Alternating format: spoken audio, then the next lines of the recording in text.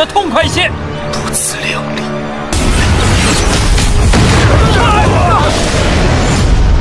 玩够了吗？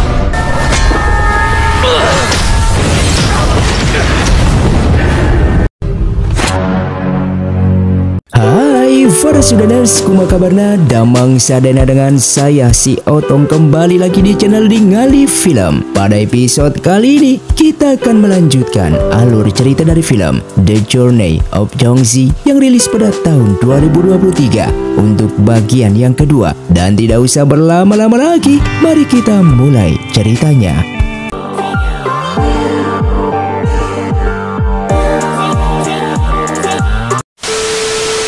Film pun dilanjutkan dengan diperlihatkannya Jongzi yang bertemu dengan Qin yang sedang berlatih pedang.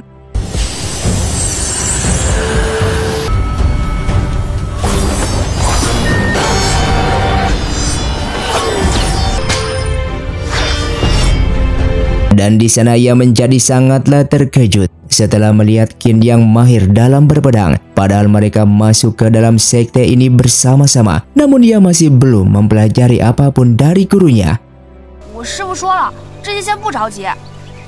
Dengan mendengar hal itu, Qin pun mau membantunya untuk mengajari teknik berpedang jika Jongzi mau, yang membuat Jongzi menjadi sangatlah senang.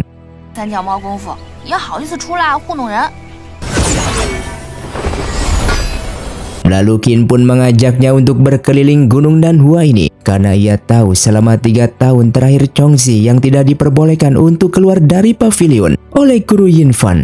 Dengan menggunakan pedangnya itu, Qin pun membawanya berkeliling gunung yang membuat Jongzi sangatlah senang dan terkejut akan kemampuan yang dimiliki oleh Qin ini.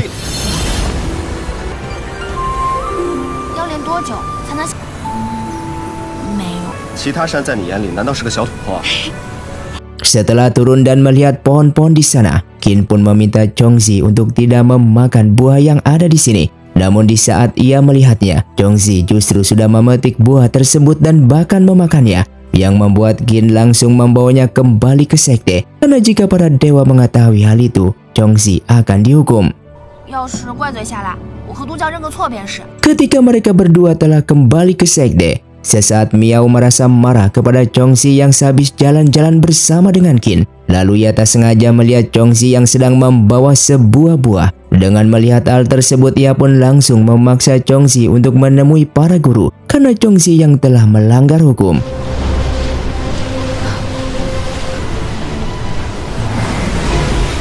Lalu datanglah Muyu ke sana. Namun dikarenakan Jongzi yang tidak mengetahui aturan di sekte ini, jika semua murid dan para dewa tidak boleh memetik buah di gunung tersebut, sehingga Muyu pun memaafkannya.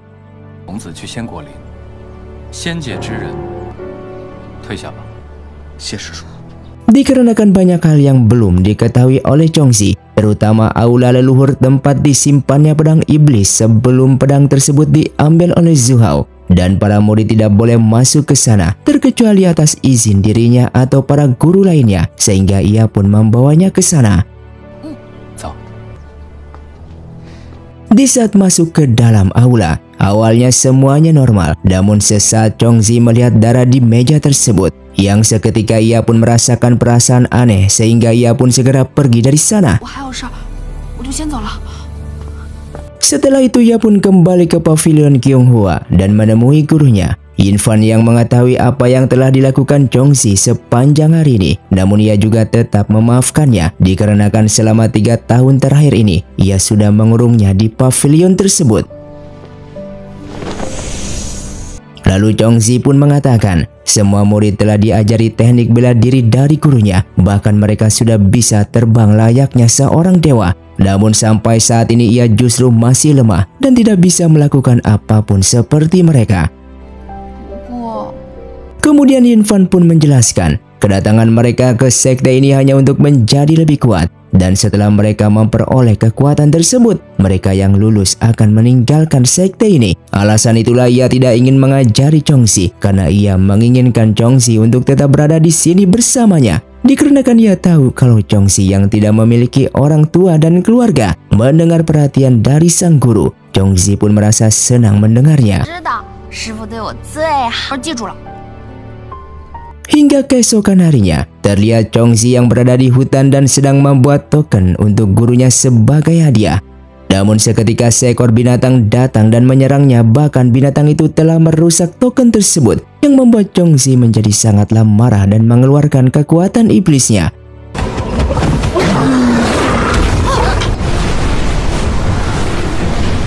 Sang guru yang berada di sana dengan segera mengendalikan binatang itu, yang ternyata binatang itu milik para dewa, karena ia tahu kalau di dalam tubuh Chongzi terdapat kekuatan iblis, sehingga binatang itu mengira kalau Chongzi merupakan seorang iblis yang sedang menyusup ke gunung Nanhua. Lalu sang guru pun mengambil token pemberian dari Chongzi dan memperbaikinya dengan menggunakan kekuatannya tersebut. Setelah itu mereka pun kembali ke pavilion. Di sana Chongzi memberitahu kepada sang guru kalau ia sudah lama berada di sini dan ia rindu terhadap sahabatnya yang bernama Duo. Karena di saat dulu ia dan sahabatnya selalu bersama, bahkan ketika ia lapar, sahabatnya itu selalu memberinya makan, dan saat ini ia ingin bertemu dengannya. Mendengar hal itu, Yin Fan pun akan membawanya kembali ke alam manusia dan bersama-sama untuk bertemu dengan sahabatnya tersebut. Singkatnya mereka pun berada di alam manusia, dan di sana Chongzi membawa sang guru ke tempat ia dibesarkan sebagai pengemis. Lalu Chongzi yang sudah lapar, ia pun membawa sang guru ke tempat yang sangat ia inginkan makan di sana. Karena di saat ia menjadi seorang pengemis, ia hanya bisa melihat orang-orang makan di tempat tersebut. Dengan lahapnya Chongzi pun makan karena sudah 3 tahun ia tidak makan. Lalu ia bertanya kenapa sang guru tidak makan, padahal saat ini mereka bukan berada di alam keabadian. Mendengar hal itu sang guru hanya bisa tersenyum. Lalu ia pun menemani Chongzi makan bersama. Tidak hanya makan, Chongzi pun meminum arak yang membuatnya mabuk. Walaupun sang guru melarangnya, namun Chongzi tetap meminum arak tersebut.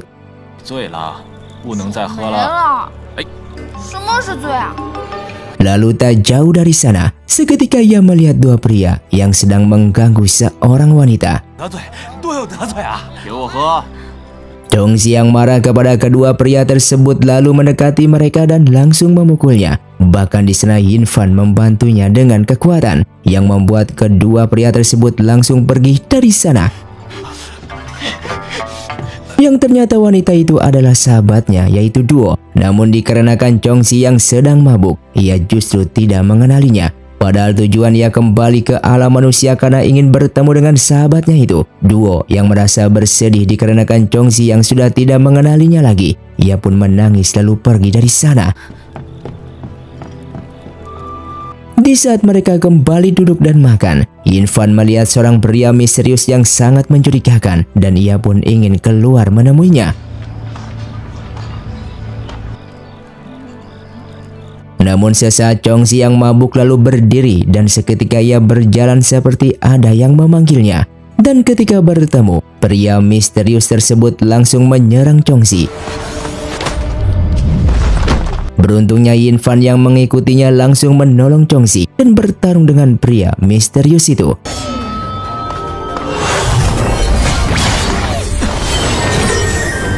Pria misterius itu yang tidak bisa mengalahkan Yin Fan yang merupakan seorang dewa terkuat. Ia pun lalu pergi dari sana. Dan singkatnya Yin Fan pun kembali ke sekte. Ia pun menceritakan semua kejadian itu kepada pemimpin dewa. Dan di sini Yin Fan yakin kalau pria misterius itu merupakan Zhu Hao karena ia mengetahui teknik bela dirinya di saat ia bertarung. Namun ia juga tidak tahu alasan kenapa Yin Fan sangat ingin menemui Chongzi. Lalu kita pun diperlihatkan kisah Zhu Hao yang merupakan seorang dewa abadi. Namun saat ini ia justru menjadi seorang iblis. Saat itu Zhu Hao bersama para dewa lainnya yang sedang menjaga aula leluhur pedang iblis. Seketika mereka diserang oleh pasukan klan iblis.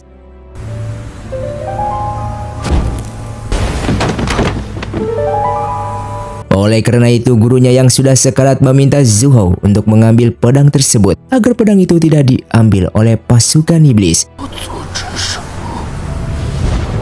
Di saat ia keluar dari aula, sesaat pasukan iblis itu menahan Wang Yu yang merupakan adik seperguruannya. Ia yang menyukai Wang Yu dengan kekuatan teknik 1000 pedangnya, ia pun langsung menyerang pasukan tersebut. Namun dikarenakan pasukan itu sangatlah kuat, ia pun tidak mampu mengalahkannya.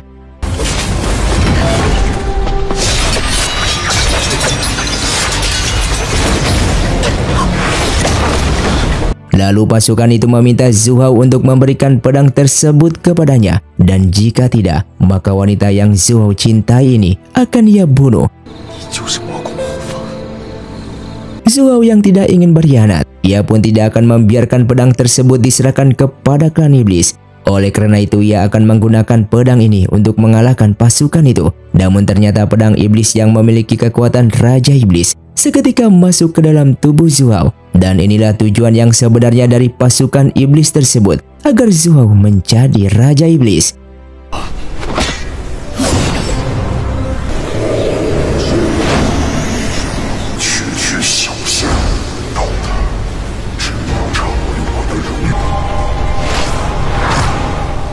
Dari sanalah pasukan iblis itu pun memperkenalkan dirinya yang bernama Tianzi, yang merupakan pasukan pelindung istana iblis yang ditugaskan untuk mencari salah satu dewa abadi agar memiliki kekuatan iblis dengan menyerap kekuatan Raja Iblis yang berada di pedang tersebut.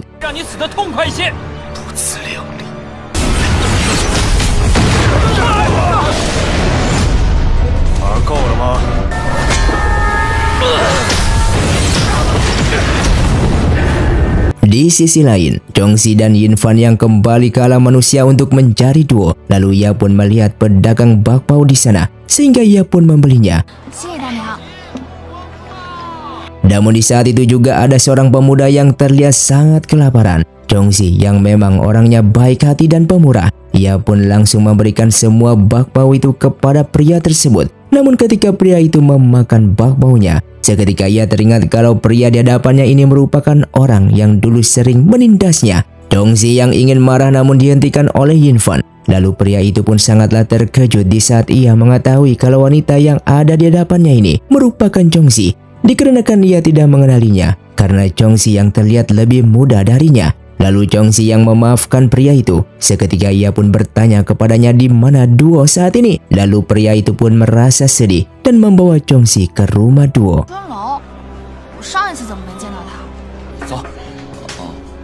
Ketika sampai di sana, Chongxi yang sangatlah terkejut duo yang sudah terbaring kaku. Di sini ia pun merasa bersalah karena akibat semalam ia mabuk membuat ia tidak mengenali duo.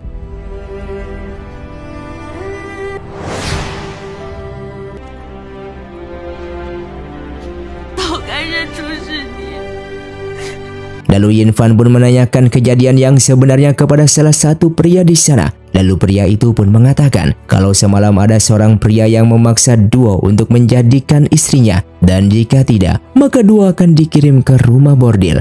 Di saat di pagi harinya, ia pun sangatlah terkejut melihat duo yang sudah tidak bernyawa. Mendengar hal itu, Chongxi menjadi sangatlah marah dan ingin menghabisi pria tersebut yang sudah membuat sahabatnya ini tidak bernyawa. Lalu kebetulan pria itu pun datang kembali dan Chongxi pun langsung menghajarnya. Dikarenakan Chongxi yang tidak memiliki teknik bela diri, sesaat Yin Fan menggunakan kekuatannya untuk mengalahkan mereka semua. Di sini pria itu pun langsung meminta maaf kepada Chongxi dan Chongxi pun memaafkan mereka dan menyuruhnya untuk segera pergi dari sini. Kalau tidak ia akan membunuhnya saat ini juga.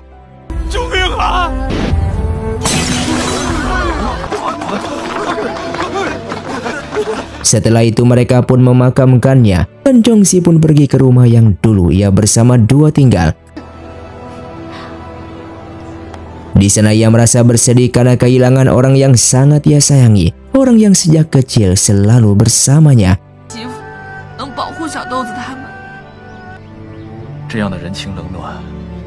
Lalu Yin Fan pun menenangkannya dengan mengatakan, saat ini para dewa sedang menjaga batu 6 malam.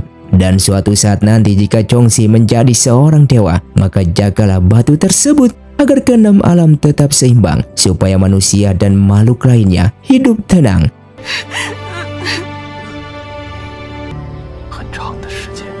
Setelah mereka berada di pasar, terlihat seorang ibu yang sedang memukuli wanita yang merupakan anak tirinya bernama Ting-er. Ia memukuli anak tirinya itu dikarenakan hari ini mereka yang tidak mendapatkan uang. Bahkan ibu tirinya itu meminta mereka berdua untuk membeli anaknya ini dikarenakan Ting-er yang hidupnya hanya menyusahkan orang tuanya saja.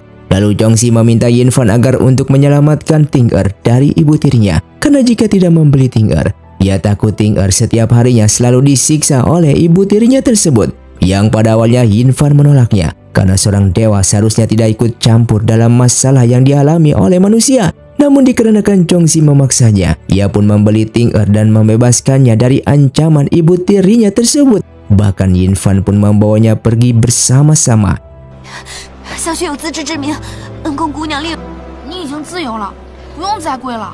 Hingga keesokan harinya, mereka pun datang ke sebuah tempat bernama Sekte Chonghua, karena hari ini merupakan hari ulang tahun pemimpin sekte tersebut yang bernama Ketua Luo, dan Yin Fan pun datang ke sana sebagai perwakilan dari Sekte Nanhua.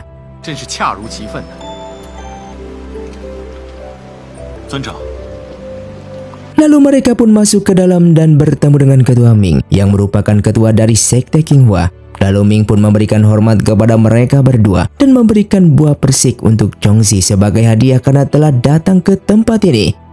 Setelah itu Ketua Luo meminta muridnya yang bernama Hongyi untuk membawa Chongxi jalan-jalan melihat sekeliling istana ini.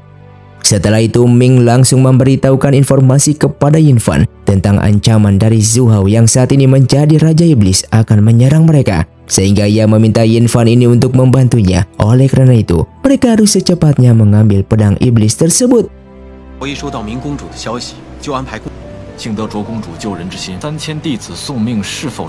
Kembali kepada Chongxi yang mendengar pembicaraan mereka. Lalu ia pun bertanya kepada Hongyi apakah Zhu Hao yang merupakan Raja Iblis itu sangatlah kuat. Dan Hongyi menjawabnya kalau Zhu Hao merupakan Raja Iblis terkuat dari Raja Iblis sebelumnya. Mendengar hal itu, Chongxi merasa khawatir terhadap sang guru yang akan terluka jika bertarung dengan Raja Iblis tersebut.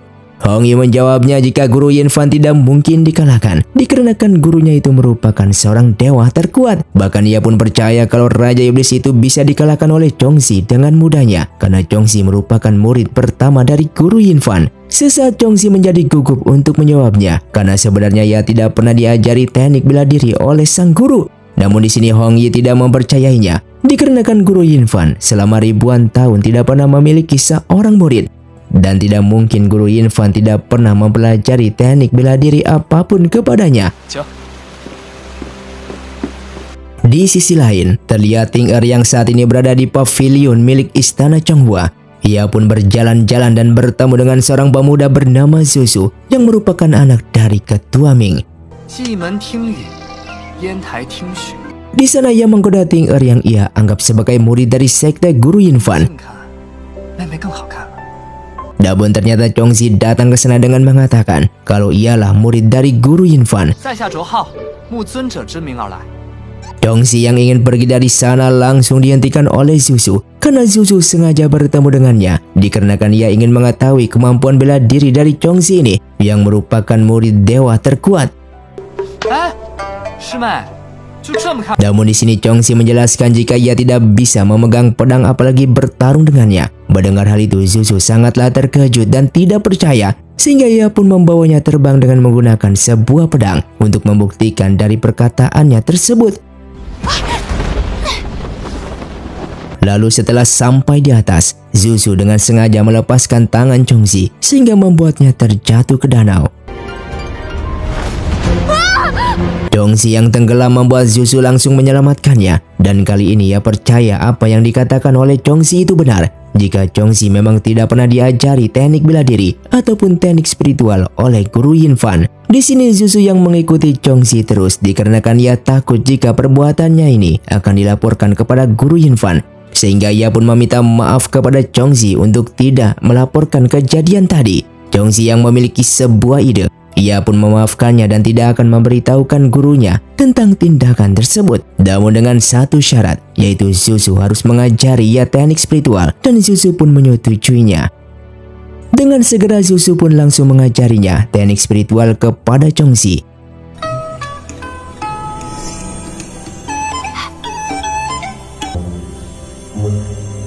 Namun tak lama kemudian guru Yinfan pun datang ke sana yang membuat Zuzu sangatlah terkejut dan langsung memberikan hormat.